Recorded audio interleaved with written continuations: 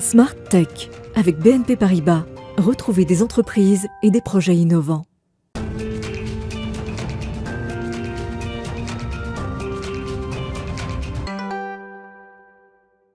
Bonjour à tous, bienvenue dans Smart Tech que vous regardez dès 11h en direct chaque matin sur la chaîne Bismart.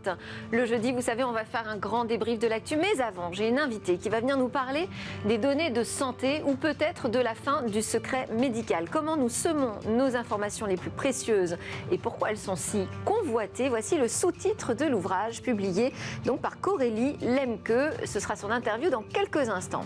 Et donc ensuite, ce sera place à l'actu avec le grand débrief hebdo de l'actu tech. On évoquera évidemment le départ de Jacques Dorsey de Twitter, mais aussi la citation qui va nous faire réagir d'un responsable de Google qui alerte sur nos projets de régulation qui créerait une sorte de web de seconde classe en Europe.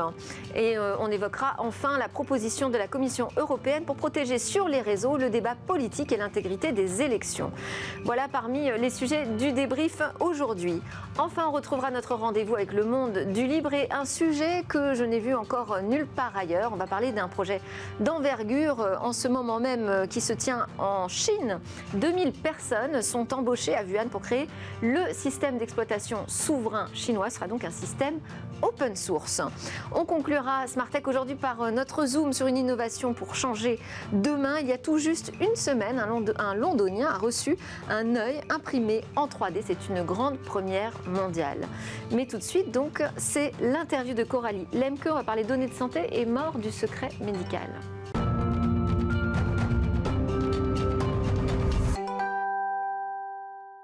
En quelques années, la santé a réussi à sortir à pas de loup du domaine de la vie privée, nous dit Coralie Lemke. Bonjour. Bonjour.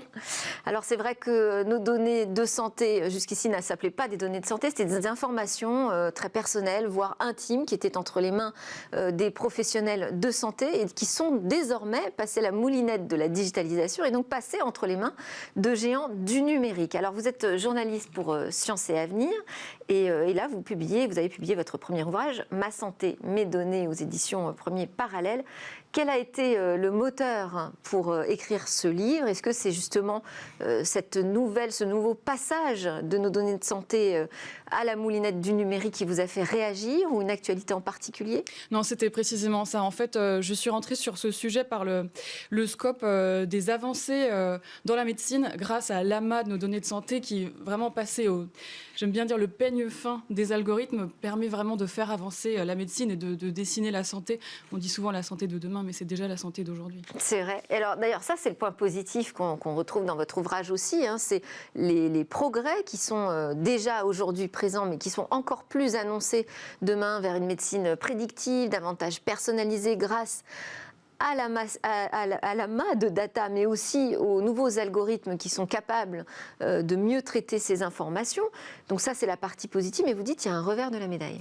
Oui, c'est que ces informations, bon, elles font avancer la santé, mais elles sont aussi très, très convoitées par de multiples acteurs. Ça va des cybercriminels aux GAFAM, en passant par les laboratoires. Enfin, voilà, une multitude d'acteurs qui essayent de mettre la main dessus, pour différentes raisons. Et vous dites même, est-ce qu'on n'est pas en train de pactiser avec le diable? C'est fort, oui, ça.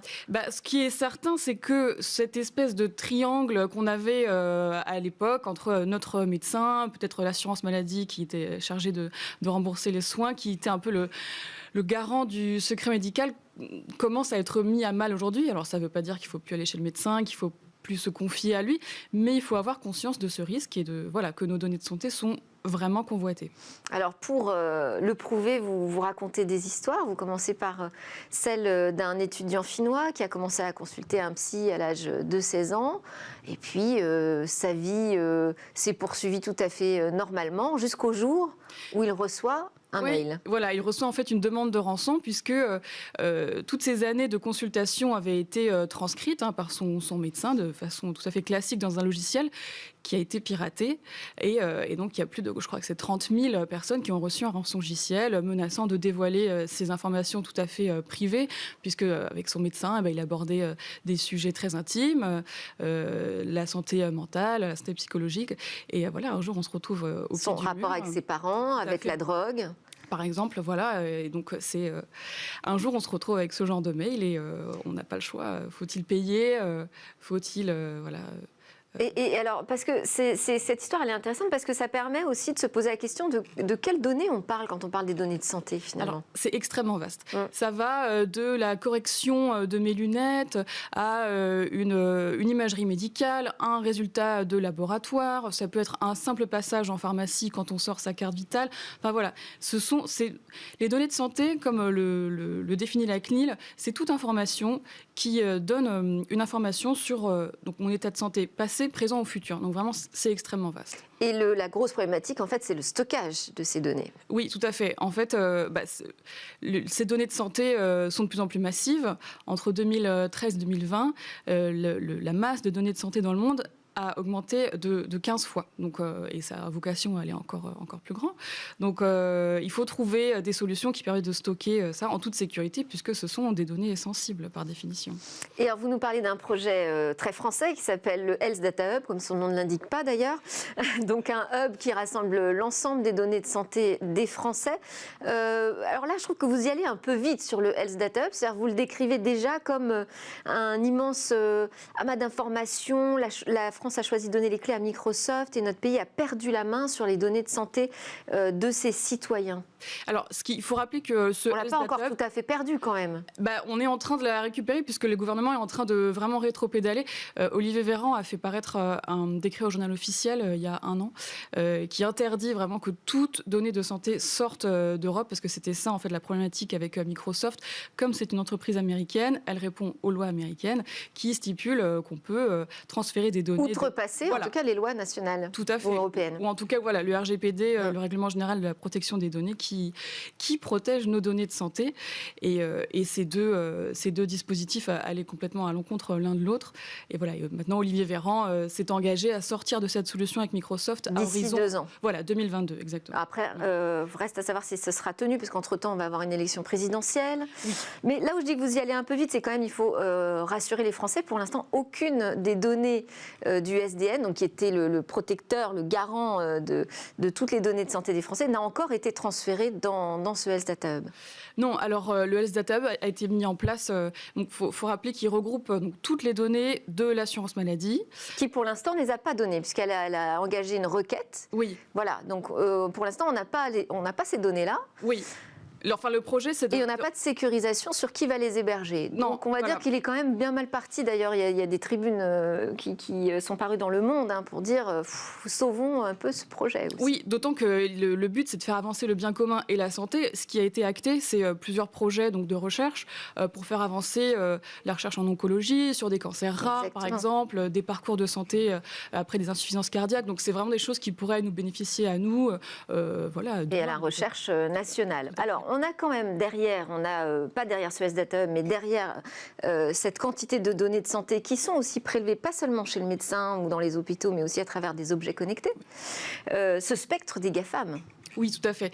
Alors les objets connectés, il faut savoir que ne produisent pas des données de santé à proprement parler.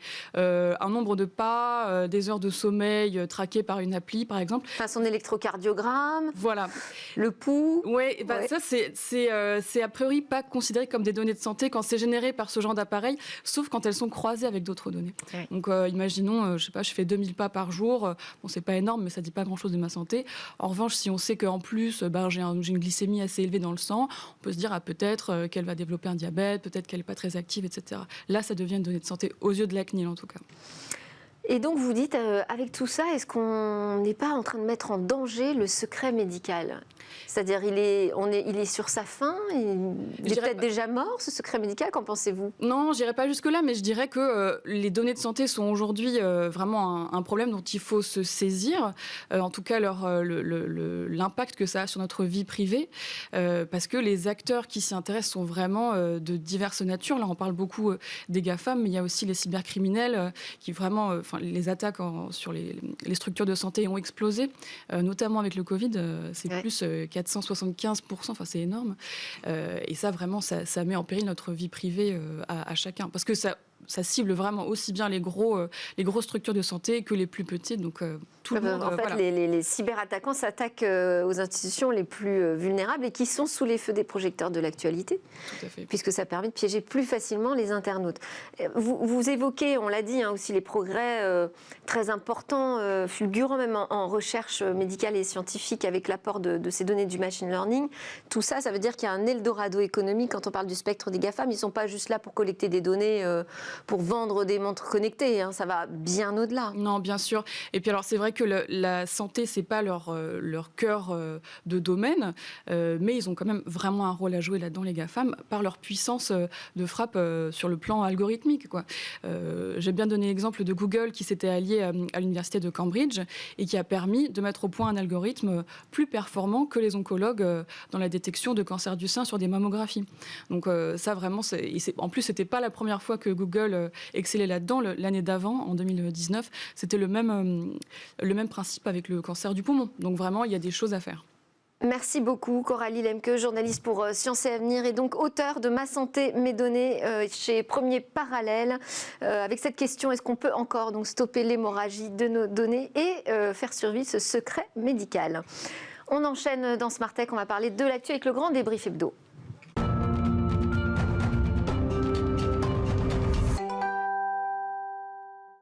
Alors, pour partager ce qui agite la tech en ce moment, j'ai avec moi Alain Staron, fondateur d'Amborella. Bonjour Alain.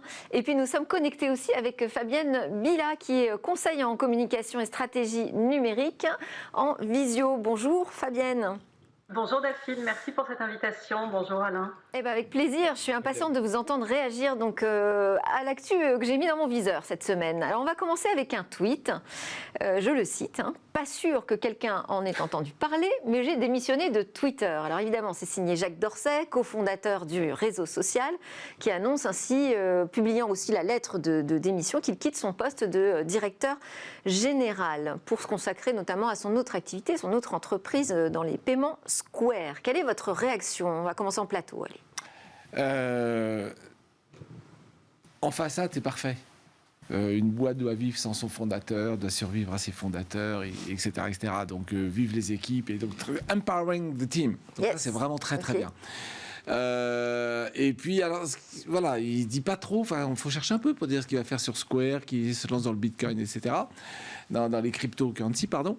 Et c'est intéressant parce que donc, ce gars-là, il a 45 ans, il est au fait de sa forme. Donc, il peut faire plusieurs aventures dans sa vie. La première, les réseaux sociaux. Et il quitte les réseaux sociaux maintenant, alors qu'il y a encore plein de choses à faire sur Twitter. C'est le début de la gloire. Ils ont plusieurs trimestres positifs d'affilée. Donc voilà, il quitte maintenant. Voilà, c'était un peu retombé. En 2020, on était à nouveau sur des pertes. 2020. Mais 2020 n'est pas facile. C'est une année un peu compliquée. Et donc, ce qui est intéressant derrière tout ça, c'est de se dire pourquoi ce monsieur qui est brillant, qui connaît plein de choses, pourquoi est-ce qu'il change de fusil d'épaule maintenant ? Et ça rejoint, alors pour l'instant c'est des supputations, c'est des visions, ce sont des intuitions, mais passer du modèle réseau social qui a déjà une vingtaine d'années vers un modèle décentralisé, vous savez que c'est un des papes de la décentralisation, et au-delà tout ce qui est blockchain, ça porte peut-être en germe l'un des futurs acteurs de ce que sera l'avenir du digital, et l'avenir du digital c'est sans les plateformes. Donc, pour vous, il fait un bon pari. Fabienne Billa, en tant que conseil en communication, que dites-vous de cette phrase aussi qu'il prononce dans sa lettre de démission? Je pense que la société est prête à couper le cordon avec ses fondateurs. En fait, il dit une entreprise dirigée par ceux qui l'ont créée, c'est un facteur limitant qui mène à l'échec. Vous êtes d'accord avec ça? En tout cas, depuis 2006, année où il a fondé Twitter, sa gestion est relativement chaotique. Et j'avais noté que le fonds activiste Elliott, qui est actionnaire de Twitter, lui reprochait quand même pas mal de choses, notamment son manque d'implication par rapport au développement de la société, lui préférant a priori de faire des séances de yoga. Mais bon, il y a aussi un constat qui est intéressant, c'est que la plupart des dirigeants, enfin des fondateurs de plateformes ont démissionné, enfin ont lâché leur direction. Et j'ai noté aussi qu'en janvier 2020, il y avait eu 35 départs de ces dirigeants des big tech. Donc effectivement, ils sont aussi confrontés à beaucoup de pression, notamment ces témoignages qu'il faut faire auprès du Sénat par rapport à leur gestion, à leur incapacité à contrôler les fake news, etc. Et c'est quand même un modèle économique qui est de plus en plus difficile à soutenir, c'est-à-dire la récolte des datas sur les utilisateurs pour leur commerce publicitaire. Et puis les politiques ont aussi pris un petit peu l'ensemble des difficultés qui se posent par rapport, j'allais dire déontologiques par rapport à ce modèle économique. Donc c'est intéressant effectivement de noter et la perspective de la blockchain et pour Mark Zuckerberg, qui lui n'a pas lâché en revanche sa boîte sur le métaverse, sur des perspectives de web décentralisé, comme l'indiquait Alain. Alors sur cette question de la monétisation de Twitter, parce que ça a été un de ces gros chantiers, il y a encore beaucoup de reste à faire, mais alors est-ce que c'est la bonne voie? Est-ce que l'idée de faire davantage ciblé, est-ce que la publicité ciblée c'est vraiment l'avenir? Je pose la question. Et deuxième interrogation qu'on peut avoir aussi, c'est le rôle des réseaux sociaux dans le contrôle de la parole politique, puisque Jacques Dorsey, c'est aussi celui quand même qui a censuré le compte de Donald Trump. Ah, c'est un endroit où on prend plein de baffes. Donc, je pense que c'est pas un poste facile du tout. En particulier vis-à-vis des politiques. Donc c'est aussi... mais là, il n'y a pas forcément de réponse. Quant à la publicité ciblée, c'est Google lui-même qui disait si on enlève le ciblage, on perd 80% de nos revenus. Donc, on en reparlera, tiens, de la citation de Google. Ouais. Là-dessus, Fabienne Mila? Oui, non, mais c'est certain que le nouveau dirigeant Parag Agrawal va avoir effectivement aussi des difficultés. On ne sait pas bien quelle est la marge de manœuvre il va avoir sur un déploiement de nouveaux services. On constate aussi que depuis quelque temps, Twitter fait attention. Vous avez vu récemment l'obligation de demander le consentement pour la publication de photos de personnes sur Twitter, ce qui risque d'être... Je vois dans mon activité, dans une de mes missions de cover live tweet, ça va être difficile quand on va couvrir des événements de demander l'autorisation de consentement de publier la photo de chaque personne qu'on interrogera. Mais effectivement, pour le nouveau CEO, ça risque d'être compliqué de trouver des perspectives par rapport à cette monétisation, alors que, comme vous le dites, ça a un impact phénoménal sur la parole publique. Twitter a un impact, le fil Twitter a un impact phénoménal comme relais d'opinion. Et donc la suite sera reprise, on l'a dit par le directeur technique actuel de Twitter. C'est aussi celui qui a beaucoup poussé l'utilisation des algorithmes et de l'intelligence artificielle. Donc pour l'instant, c'est vers là, semble-t-il, que Twitter se dirige. Alors on enchaîne avec une autre actualité. On va reprendre là cette fois les mots de Google, en fait du patron de Google pour l'Europe, le Moyen-Orient et l'Afrique, auprès des Échos à l'occasion d'une interview. Il nous dit « Il existe un risque en Europe que la régulation crée un web de deuxième classe. » Waouh. Ça, c'est de l'argument. On est déjà en deuxième classe, donc bon. Non, parce que quand on regarde bien, vous avez les GAFA d'un côté et les BATX de l'autre. Donc les Américains d'un côté et les Chinois de l'autre, il n'y a pas d'Européens. Donc on n'est pas au premier rang. Bon. On disait sur la Business France la semaine dernière, sur les 10 premières capitalisations boursières mondiales, 8 sont technologiques, aucune n'est européenne. Ouais. Donc il y a un vrai sujet. Donc la deuxième classe, on y est déjà. Bon. Ce qui est intéressant pour faire le lien... Alors ce qu'il dit la deuxième classe, lui, il le dit en termes de services en fait. Oui. Pour lui, les prochaines directives là, qui seront en négociation en 2022, donc Digital Service Act, Digital Market Act, le DSA-DMA pour faire court, vont empêcher de faire travailler ensemble différents services et donc on aura une perte de qualité de service, nous, en Europe. C'est bullshit. Enfin, pour faire le lien avec ce qui précède, quand une boîte grossit trop, les régulateurs s'en mêlent et cherchent à organiser, non pas pour les freiner, mais pour protéger les consommateurs et pas que les consommateurs, pour protéger le business. L'économie et l'innovation. Ouais. Donc, c'est probablement une des raisons pour lesquelles Jacques Dorsey est parti. Enfin, il y a un moment, il se rend compte que c'est trop compliqué, il vaut mieux démarrer un truc un peu nouveau où il va plus s'amuser et grandir plus vite. Bien. Ceci étant dit, vous avez vu que l'amende a été confirmée par le tribunal européen, 2,4 milliards d'euros infligés à Google pour abus de position dominante sur le choix des moteurs, les comparateurs de prix. C'est l'exacte traduction de ce qu'ils ont dit juste avant. Ouais. Un service intégré, c'est tellement plus simple. Oui, mais c'est tellement plus appauvrissant. C'est le saule pleureur. Il est magnifique, mais il n'y a rien qui pousse dessous. Bon. Donc, ils ont raison de dire si on faisait tout seul, ce serait bien. Ils ont tort de dire que si on ne nous laisse pas faire, ce serait pire. Non, ce sera mieux. Mais ça risque d'être mieux sans eux. La roue tourne. Je voyais un tweet où on disait peut-être on va quand même demander à Fabienne Millet ce qu'elle en pense, parce que je ne sais pas. C'est intéressant comme argument qu'avance là Google face donc aux directives qui ont été mises en avant sous l'impulsion, en l'occurrence, de Thierry Breton. Je trouve que c'est une bonne guerre, évidemment. Il ne va pas abonder dans le sens des régulations qu'arrive enfin à mettre en place l'Europe. Et je voulais juste au passage signaler l'adoption du Data Governance Act hier, qui s'est passé et qui a été fait en 1 an. Bref, c'était une parenthèse. Mais effectivement, Matt Britting, c'est un petit peu amusant parce qu'il avance que cette régulation pourrait être un frein à l'innovation. Et comme exemple, ce qui est assez concret et qu'on pratique tous, c'est lorsqu'on cherche par exemple un restaurant indien sur notre smartphone, eh bien Google nous indique l'emplacement, Google nous indique les horaires, Google nous indique aussi des services qui sont corrélés avec ça. Et c'est là où il parle d'innovation et de combinaison de services qu'ils peuvent apporter et qu'ils pourraient peut-être moins apporter à cause des processus administratifs qui seraient inhérents à ces régulations.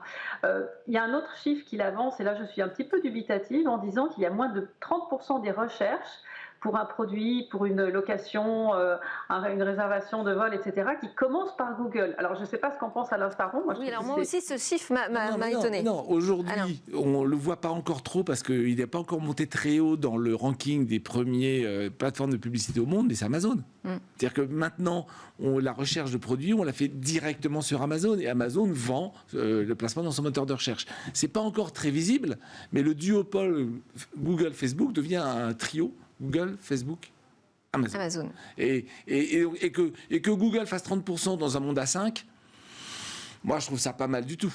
On aimerait bien faire pareil. Ouais. Et voilà. Donc, Bon, alors, on sait que la France va prendre la présidence de l'Union européenne là, dès janvier 2022. Elle sera donc en charge de conduire ces négociations autour du DSA-DMA porté par Thierry Breton.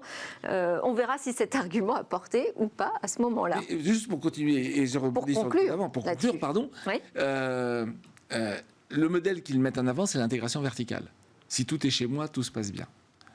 On voit bien que ça, c'est un frein et pour l'économie et pour les consommateurs. Donc, le deuxième modèle qui se précise, c'est la décentralisation. Il y a de la logique dans les idées d'Alain Staron. Alors, on enchaîne avec aussi, là encore, l'Europe qui fait des propositions pour protéger le débat politique et assurer une intégrité des élections sur Internet. En fait, la Commission européenne pointe du doigt les publicités politiques. Fabienne Millet, je vous laisse réagir en premier. Oui, alors c'est pas forcément mon sujet le plus phare, mais c'est pas grave. Effectivement, c'est à l'instar du DSA, du DMA, etc., du DGA. C'est une proposition qui a été annoncée le 25 novembre et qui oblige à un certain niveau de transparence sur les publications des publicités politiques. Donc ça limite le ciblage, ça limite aussi l'amplification des annonces avec des dispositions qui sont apparemment assez strictes. Pour rappel, évidemment, toujours l'emblématique Cambridge Analytica. Donc ça devrait éviter de se retrouver dans de tels scandales.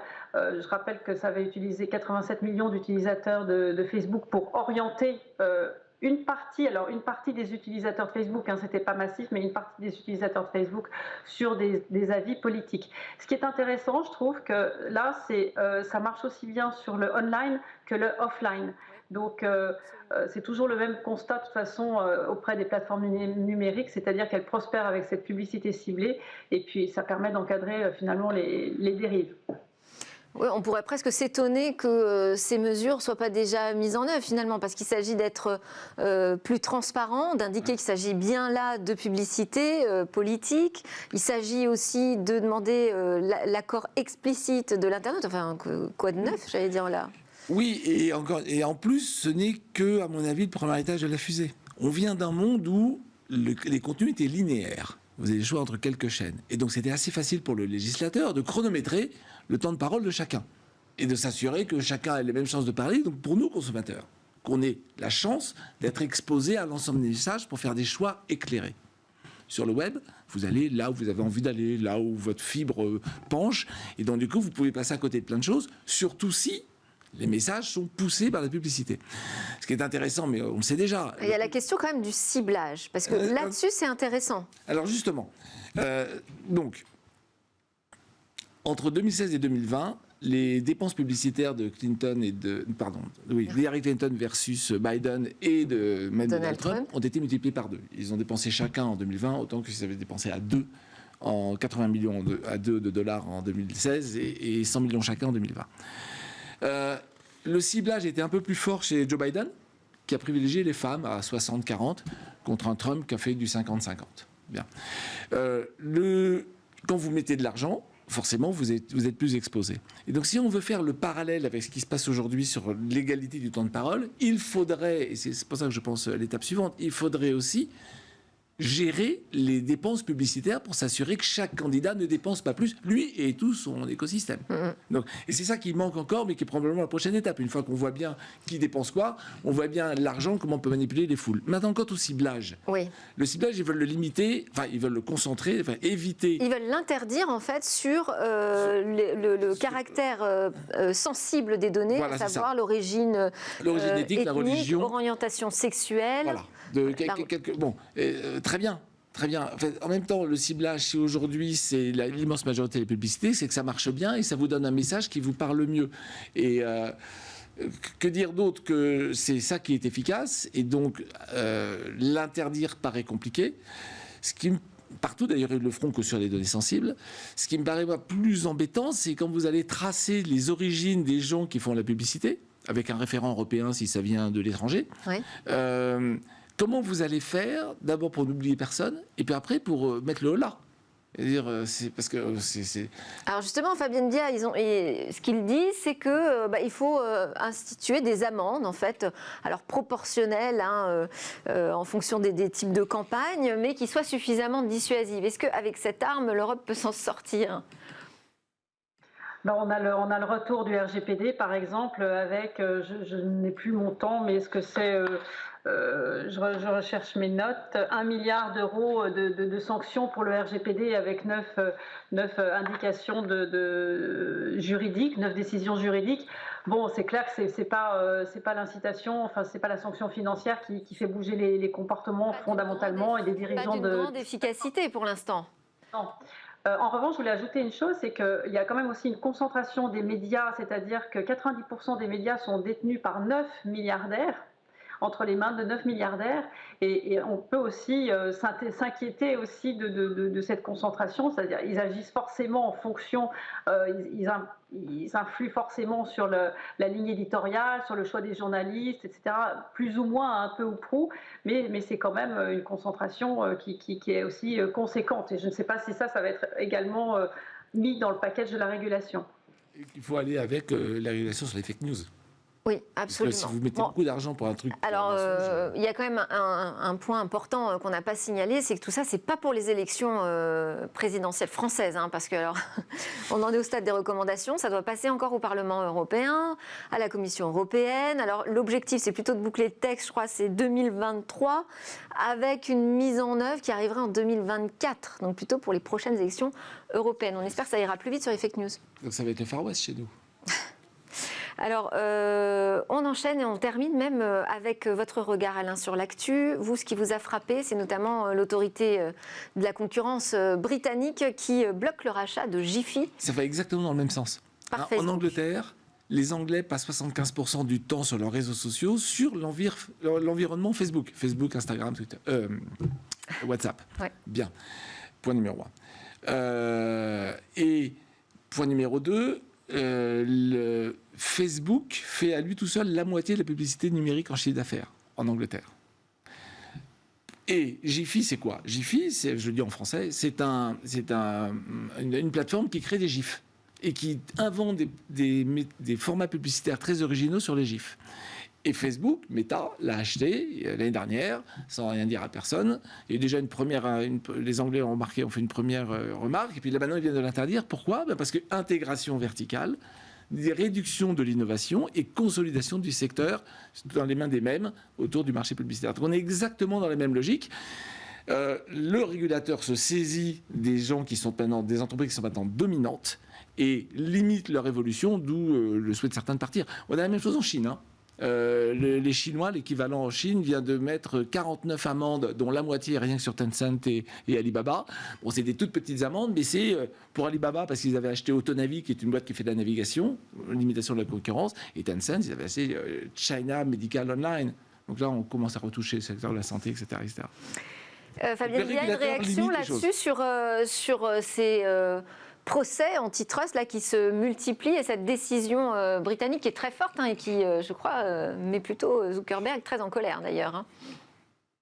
Mais je trouve que de manière générale, enfin, on était vraiment en réaction, et notamment dans notre politique. C'est assez récent qu'on se bouge réellement sur...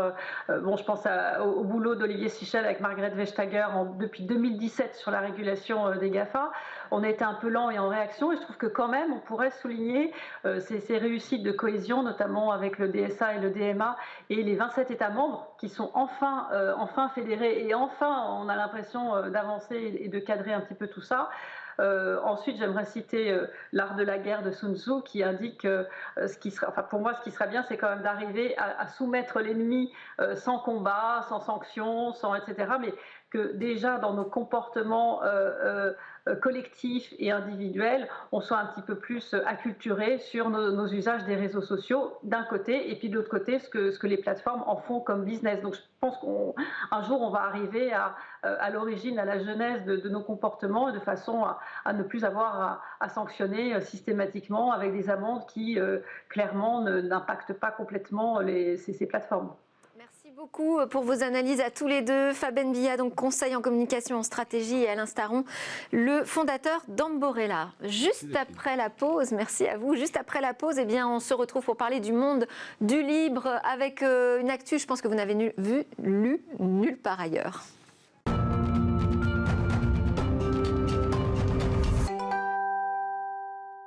Et voilà de retour sur le plateau de Smart Tech. Alors vous le savez, on entame la deuxième partie de cette émission. On va partir notamment faire un zoom sur une innovation. On va revenir sur une première mondiale, la greffe d'un œil imprimé en 3D sur un patient londonien.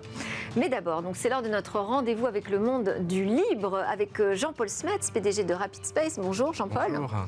Alors toi qui nous fais découvrir ce monde du logiciel libre, de l'open source, aujourd'hui tu vas nous parler d'un sujet que moi j'avais vu nulle part ailleurs encore. Une entreprise qui vient de recruter 2000 personnes pour faire du logiciel libre en Chine. Oui, alors c'est l'entreprise Union Tech, qui est une entreprise de Wuhan. Donc j'ai reçu un coup de fil d'un de ces ingénieurs qui parle français, qui a été formé en France. Et Wuhan, en fait, c'est une ville qui a une longue relation avec la France. C'est la ville de Dongfeng, qui est le partenaire de Peugeot Citroën, aujourd'hui Stellantis en Chine. C'est la ville du laboratoire P4. C'est une énorme ville de 10 millions d'habitants qui avait... quand la Chine était encore ouverte, des liaisons directes en avion. Et donc maintenant, c'est la ville aussi d'une distribution Linux originale qui s'appelle Deepin. Originale. Oui. Pourquoi Deepin est une distribution originale ? D'habitude, les gens en fait prennent une Debian, une Ubuntu, la changent un petit peu, mettent leur nom dessus et disent que c'est une nouvelle distribution. Et en fait, Deepin, c'est différent parce qu'en fait, ils ont redéveloppé complètement toute la partie environnement graphique et expérience utilisateur depuis de nombreuses années. Au lieu d'utiliser GNOME et KDE, ils utilisent finalement ce qui s'appelle le Deepin DE comme desktop environnement. Et ils ont écrit donc l'application terminale, de parcours des fichiers, de visualisation de la musique, de la vidéo. C'est un peu le même état d'esprit que ce que peut avoir Apple quand il redéveloppe toutes les applications pour aider l'utilisateur. Et donc en fait, Deepin aujourd'hui, c'est une distribution dont les utilisateurs disent qu'elle est particulièrement agréable à voir. Et ça a pris, j'imagine, beaucoup de temps. Depuis quand existe Deepin ? Alors, 18 ans, ça c'est encore plus surprenant. 2004, ça a commencé comme une Debian adaptée à la langue chinoise. Et pourquoi c'est incroyable ? Parce qu'on ne le sait pas, mais la Chine, c'est le paradis de Windows et de Microsoft. Ah, ça c'est une surprise. C'est Windows partout. Partout, à l'université, à l'école, dans le gouvernement. Et à la limite, l'enseignement du logiciel libre est quasiment banni. En 2011, lorsque l'université d'électronique de Hangzhou, c'est la ville d'Alibaba, a voulu introduire un cours sur les logiciels libres, le cours a été stoppé 1 an après. Parce que ce qui se passe en fait en Chine, c'est que quand on fait un cours, on doit demander la permission à Pékin, au ministère. Et les fournisseurs se battent à Pékin à coups de lobbying. Ils veulent en fait pousser l'enseignement de leur technologie plutôt que celle du voisin. Donc les logiciels libres ils n'ont pas de financement pour faire du lobbying à Pékin pour qu'on enseigne leur technologie. Et il faut aussi voir que la Chine, depuis 1995, la visite de Bill Gates, en fait, a massivement adopté Microsoft et Windows. C'est le clan en fait de l'ancien président. Donc c'est cette visite qui a déclenché une adoption massive de Windows en Chine. Alors apparemment, il y a eu un accord entre le clan de Jiang Zemin et Microsoft en Chine. Un peu après, MSN, l'ancêtre des services Internet de Microsoft, mettait en œuvre les politiques de doctrine et de censure du parti en Chine. Et donc c'est pour ça que depuis 1995, Windows est absolument partout, plus que n'importe où dans le monde. Et donc, comment a fait Deepin pour survivre dans ce contexte ? Tout le monde se pose cette question, c'est ce que j'ai essayé de comprendre. Parce que ce n'est pas la première fois qu'il y a des distributions Linux en Chine. Avant, on a eu Red Flag, on a eu Qilin, NeoQilin. Qilin, c'est même une création du laboratoire de cybersécurité de l'armée chinoise. Et même Qilin a un mal fou à percer. Parce qu'en fait, ce qui s'est souvent passé, c'est que, par exemple, vers 2007, le gouvernement chinois disait on va interdire Windows. On voyait sortir une distribution, je crois que c'était Red Flag à l'époque, puis après, on n'interdit plus Windows et on ne parle plus de Red Flag. Donc, ce n'était pas un soutien sérieux au libre. Et là, ce qui a changé, c'est justement le rachat de Deepin par la société UnionTech, l'embauche de 2000 ingénieurs et un accès finalement au marché public qui ont l'air d'être accélérés en Chine. Bon, grande nouvelle. Et donc, ce qui a aussi changé, c'est le business model. Oui. Parce qu'en fait, le système UOS aujourd'hui, en fait, est un système qui est vendu sous licence, avec en plus une commission sur un App Store. D'accord. Donc, on pourrait le comparer à un Android ? Oui, Android, en fait, on le connaît tous aujourd'hui. Les constructeurs de téléphones doivent payer une licence, mais il y a un projet libre qui s'appelle Android Open Source Project. Ouais.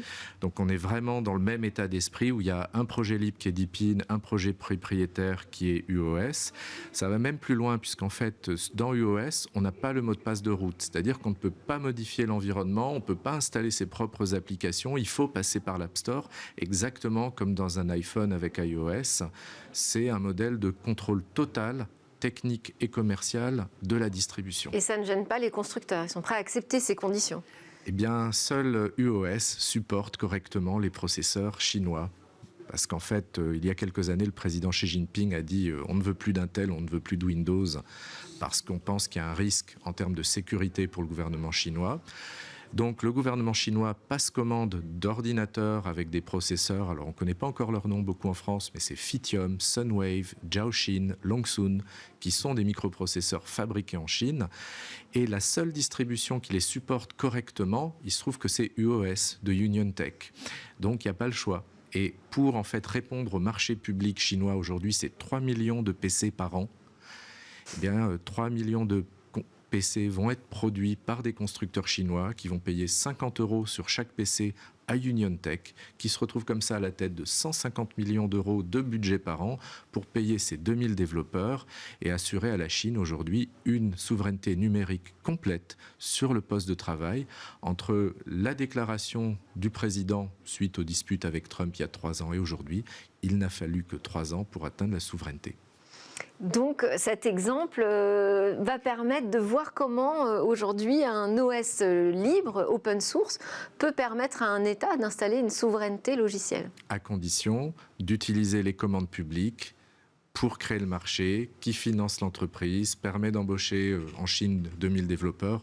En France, je pense faut le faire avec une proportion, ouais, c'est ça. En France, on pourrait le faire avec 100 ou 200, on aurait à peu près le même résultat.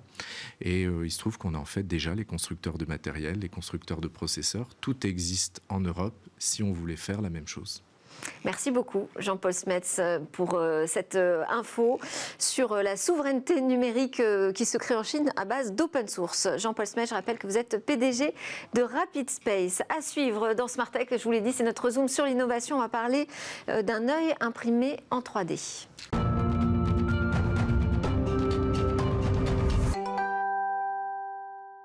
Et demain, c'est notre Zoom quotidien sur l'innovation avec Cécilia. On va parler donc d'un événement qui est arrivé il y a tout juste une semaine. Un Londonien a reçu le premier œil au monde imprimé en 3D. Oui, bonjour Delphine. Effectivement, une grande première qui a eu lieu précisément au Moorfield Eye Hospital à Londres, vous l'avez dit. Et donc, c'est un œil imprimé en 3D qui a été implanté chez un patient. Ce patient, il s'appelle Steve Vars. Il a 47 ans.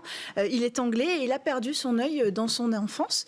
À partir de ses 20 ans, il a commencé à porter une prothèse classique en acrylique, une solution qui est en fait assez peu satisfaisante parce qu'il y a des gênes pour le patient, il la sent, c'est pas agréable à porter et en plus le réalisme est quand même assez limité, on le sait quand c'est une prothèse qu'on voit. Alors qu'aujourd'hui, avec cette nouvelle technologie, d'après ses premiers témoignages, il a retrouvé confiance et ça c'est très important, c'est une technologie qui va apporter ça chez le patient, la confiance par rapport au regard de l'autre et puis aussi d'après les témoignages qui sont divulgués par la presse anglaise, c'est beaucoup plus confortable, c'est une technologie qui se fait oublier et ça c'est le plus important quand on a un corps étranger qui accompagne son quotidien. Alors parlons de la fabrication de cet œil. Alors la fabrication, vous l'avez dit très justement, c'est imprimé en 3D. Précisément, ce sont des équipes en Allemagne qui ont imprimé en seulement 2 semaines cet œil en 3D. Ils se sont appuyés de données précisément. En fait, on est allé scanner la cavité oculaire du patient. En fait, c'est très simple, c'est un laser à distance qui a réalisé ça. Donc la différence déjà est énorme dans cette pratique parce qu'avant, il fallait réaliser un moulage de la cavité oculaire du patient. Évidemment, c'était une technique mais assez invasive, assez gênante, très peu confortable pour le patient qui doit recevoir cet implant. Oui, si on compare à une opération classique. Alors ça change rien. La dernière étape, l'étape de l'opération, n'est pas modifiée par la qualité de l'implant. Donc, ce qui change, par contre, c'est ensuite la cicatrisation. Elle est, a priori, déjà beaucoup plus rapide aujourd'hui. Ça fait 1 semaine. C'est ce qui était prévu, que la cicatrisation soit beaucoup plus rapide. Ça, c'est dû aux matériaux utilisés avec l'impression 3D. Et le résultat, c'est un véritable œil biomimétique qui va se rapprocher le plus possible de ce que la nature aurait pu produire elle-même sur le corps humain, avec une définition plus claire, une profondeur aussi plus réaliste de la pupille. En fait, le matériau est fait de telle façon que la lumière rentre à l'intérieur de la pupille, contrairement à une matière acrylique qui bloque la lumière. Alors comprenons-nous bien, ça ne veut pas dire que la lumière va pouvoir être exploitée pour redonner la vie au patient, la vue précisément au patient, qui va bien au demeurant. Mais simplement, encore une fois, l'effet réaliste de laisser passer la lumière va être augmenté. C'est très important pour ne plus faire la différence entre, à terme, l'œil humain et l'œil implanté. Alors, assez rapidement, quelle est la prochaine étape de ce projet ? Là, Steve Vars, il fait partie de l'essai clinique. Ils vont aller au bout pour montrer que c'est solide, que ça tient comme solution par rapport aux solutions plus classiques. Ils veulent aussi réduire ce temps de préparation. 2 semaines pour eux, c'est pas suffisant. Ils veulent arriver jusqu'à quelques jours seulement pour redonner la vue. Pas redonner la vue, pardon, surtout pas, mais pour redonner une vie plus normale à ces personnes qui ont besoin d'un implant. 80 millions de personnes dans le monde aujourd'hui ont besoin d'un implant et très peu d'innovations ont été réalisées jusqu'à aujourd'hui. Merci beaucoup Cécilia Sévry, merci à tous de nous avoir suivis. C'était Smart Tech, on se retrouve évidemment demain. Demain, ce sera la grande interview et aussi le rendez-vous Smart Space. On vous souhaite à tous une excellente journée.